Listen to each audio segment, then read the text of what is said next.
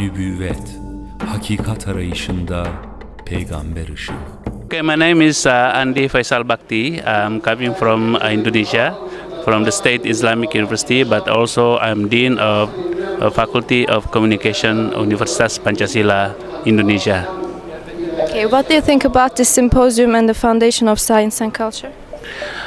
This symposium is really great for me because this is collecting different backgrounds of scholars from social sciences to religious studies, even to like studies I'm dealing with, which is communication. So this is very good for us to understand each other and then to connect to each other, and then we can establish networking for the future. And then of course we will establish also or organize a conference in Jakarta in the 17th of April until 19th of April in the 2014. So we would like to invite scholars in particular in Southeast Asia, but also scholars from Middle East and also in North America and maybe Australia, New Zealand, and of course from Turkey. So the topic would be enlightenment, peace and harmony, because we know that there are three things that make Muslim worlds underdeveloped. Number one is conflicts, the second is ignorance, and the last one is really poverty. So we have to deal with this, and that's why we also need a kind of workshop after the conference. So to really systematize or structure what can be done in order to develop the Muslim world, not only in Indonesia, but the whole Muslim world, inshallah. What about Nursi? What do you think about him? Oh, Nursi is a great person, great thinker, great ulama.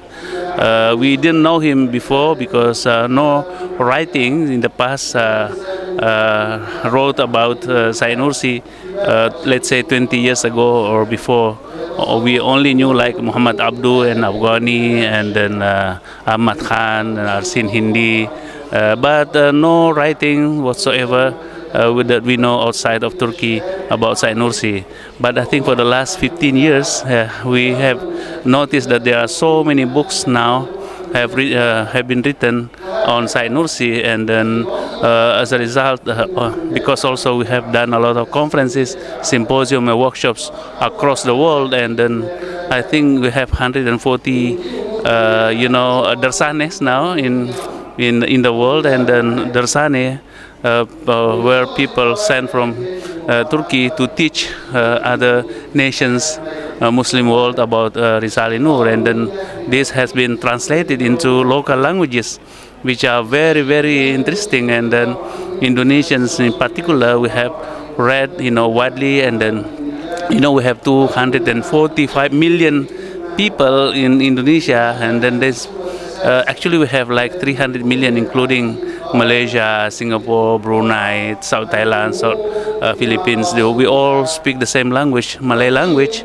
So if we have translated into Malay or Indonesian language, and this potential 300 million people will be able to consult and to read these books, and then consequently people will be able to understand really the message of Ustad Bediüzzaman Sayyid Nursi, which is very authentic compared to other scholars, because his background is not only religious studies, philosophy or theology, but also he has a good background in natural sciences.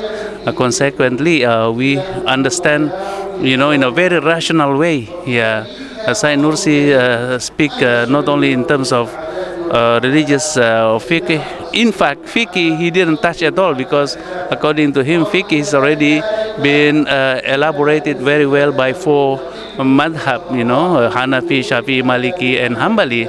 So Ustaz Sayyid Nursi said that we don't need to touch this, because any one of this school of law that you adopt is already excellent. So what is missing is really the theology, the kalam and the aqidah, of course, in God, and then the principle of Islam should be really emphasized, should be really learned, and then this is the contribution of Ustaz Sayyid Nursi, which is very useful and valuable to the Muslim world, inshallah. The common message of the Prophet, to me, first of all, he was telling us about the Quran.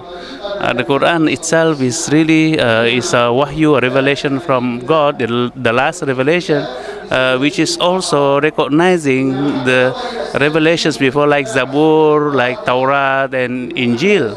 And then musaddiqal lima baina yaday la nufarriqu baina ahadim mir rusuli.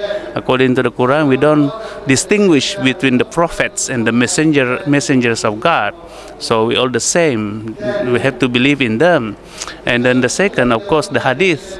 The hadith, which is the translation and the interpretation of the Quran in a practical way, because Rasulullah had to make a really explanation not only in terms of elaboration and exegesis, but also in a practical way, in action, in talking.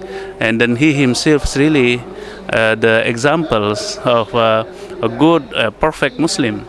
Allah innaka ala khuluqin azim. Yeah, he is really the best, quality or exemplified a person that really follows the Quran very well.